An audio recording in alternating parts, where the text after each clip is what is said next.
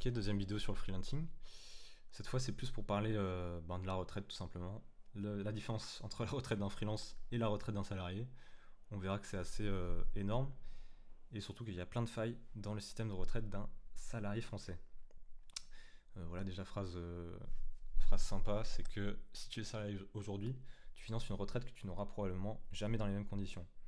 Parce que oui, si tu travailles actuellement en tant que CDI, tu finances pas de la retraite pour toi, c'est pas de l'argent que tu mets de côté, c'est de l'argent qui va littéralement dans la poche de quelqu'un d'autre, qui ne travaille pas.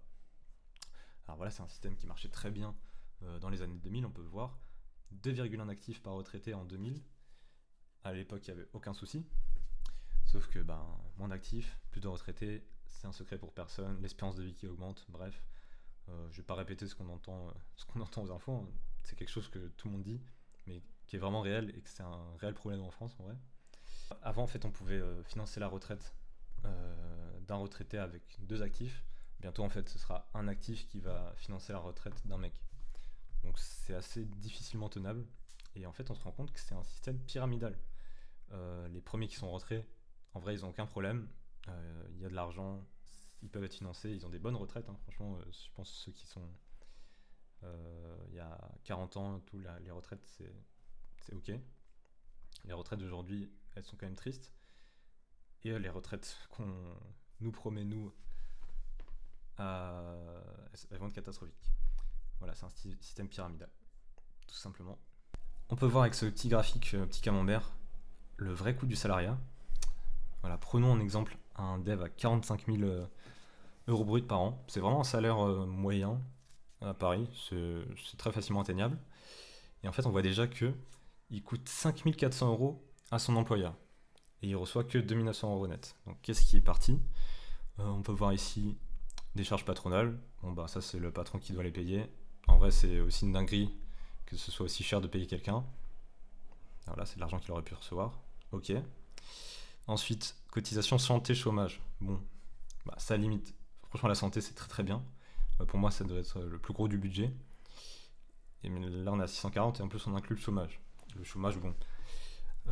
Est-ce que c'est quelque chose qui va vous bénéficier puisque vous n'avez pas forcément envie de ne pas travailler, donc potentiellement c'est de l'argent qui sert à rien. Et enfin, cotisation retraite. Cotisation retraite, 940 euros par an, enfin par mois. C'est ça la plus grosse dinguerie. Donc c'est de l'argent qui va littéralement dans la poche de quelqu'un d'autre et que du coup vous pouvez pas investir.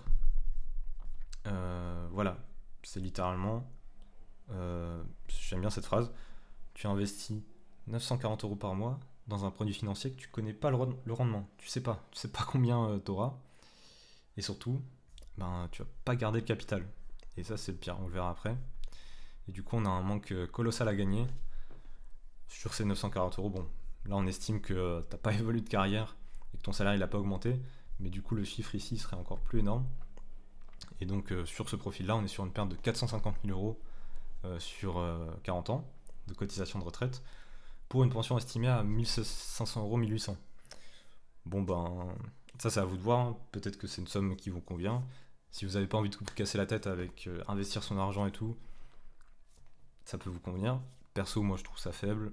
En plus avec le coût de la vie qui va augmenter dans 40 ans, bon, euh, on peut vraiment faire mieux. Et surtout, vous avez zéro capital transmissible. Parce qu'en fait, vous avez mis de l'argent dans la retraite, mais pas de côté. Donc, vous vous basez uniquement, enfin, votre mode de vie va se baser uniquement sur la rente que vous avez. Vous n'avez pas de capital. Si vous arrive des merdes, c'est un peu chaud pour vous. Le modèle freelance. Là, en fait, il n'y a même pas de camembert ou quoi pour représenter là où va les coûts ou quoi. Puisqu'en fait, tout l'argent que vous recevez, on va prendre le cas dans une boîte, puisqu'en micro-entreprise, on doit très vite passer de la micro-entreprise à la société quand on est freelance. Donc, je vais prendre directement l'exemple d'une société. On facture 9 000 euros par mois. Et en fait, c'est de l'argent c'est du CA qui va directement arriver dans le compte bancaire de la société. Et ensuite, dessus, on va payer voilà, des charges, surtout de l'IS, j'ai écrit hier, mais c'est de l'impôt sur la société, qui est à peu près 25%. Et à la fin, on se retrouve avec 6 500 euros net dans la société. Il n'est pas encore sur votre compte perso, certes, mais c'est quand même de l'argent avec lequel vous pouvez faire des trucs. Vous pouvez investir, vous pouvez vous le donner en dividende. Vous allez être imposé à 30%, mais ce qui est vraiment intéressant, c'est de pouvoir l'investir et de composer votre retraite. On le verra après.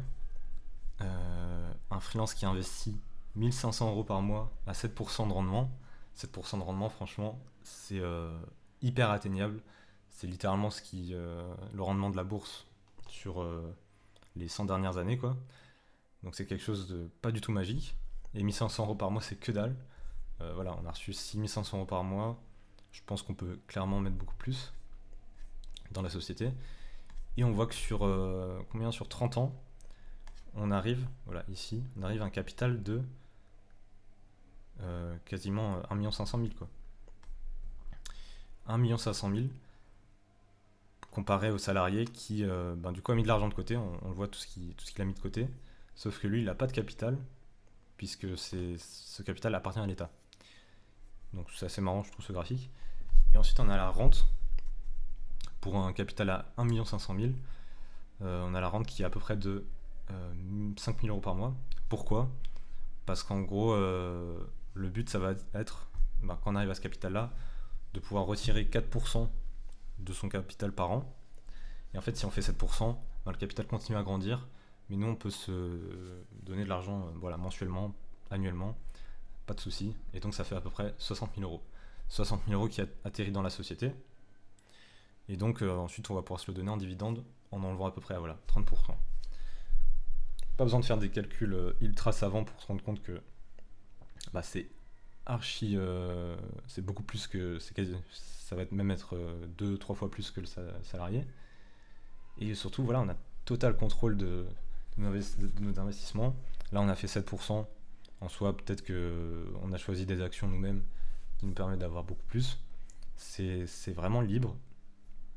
Alors effectivement, c'est un système qui va pas forcément plaire à tout le monde, mais on le voit quand même que c'est hyper intéressant. Je trouvais ça intéressant de voir pourquoi en 2026 c'est un bon moment pour être freelance.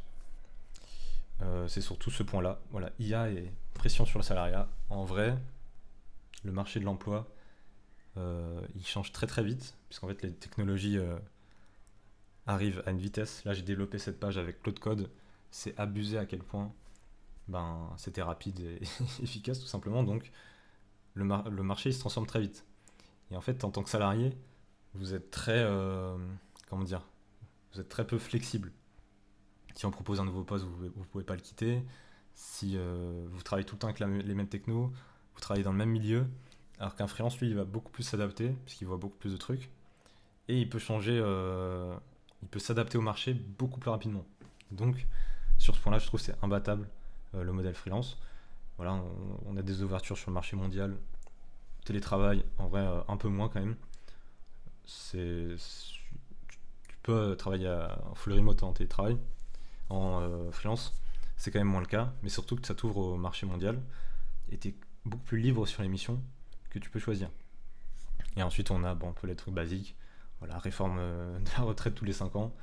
Donc forcément que faut vraiment pas compter là-dessus. Comme dit là, c'est même hypothétique en fait, la rente mensuelle du salarié. Si ça se trouve, ça peut être peut-être 1000 balles, mais beaucoup moins, tu vois. Et enfin, voilà, l'inflation globale, ça c'est quelque chose, c'est un basique, mais faut pouvoir avoir des investissements qui combattent l'inflation. Est-ce que la retraite, ça combat l'inflation ? Retraite par répartition, je suis pas sûr. Et donc tout ça, c'est ce qui fait que le freelance, c'est vraiment pas mal pour ce point-là. Alors on a quand même je préfère faire un disclaimer parce que voilà, c'est pas forcément un truc qui est pour tout le monde, le freelance. Effectivement, on a forcément une instabilité des revenus, ça c'est un secret pour personne en freelance. Vu que vous faites des factures, vous n'avez pas un salaire, potentiellement votre client il peut vous lâcher ou quoi. C'est à vous de vous discipliner pour trouver des missions long terme et vous projeter sur la mission qui va se terminer. Voilà, donc il faut avoir une discipline. En vrai, la discipline, franchement, elle est pas si compliquée à avoir. Une fois qu'on fait les bonnes actions, ça va assez vite pour trouver des nouvelles missions et tout. Et donc, c'est pas pour tout le monde. Il y a aussi les risques, là, de ce que j'ai montré dans les investissements, il y a les risques de marché. Potentiellement, l'économie, elle peut aller un peu plus mal. Les investissements, ils peuvent aller mal aussi. Comme en ce moment, hein. Moi, mon compte en bourse, il descend pas mal. Mais si, s'il y a plus de risques, il y a aussi plus de rendement.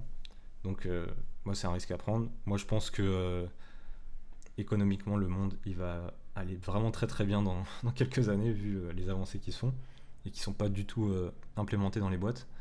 Donc, pour moi, c'est un pari très peu risqué. Mais c'est que mon avis. Donc, je comprends totalement que ce soit pas fait pour tout le monde. Mais voilà, si vous voulez avoir accès à cette page, je vous la mettrai dans la description.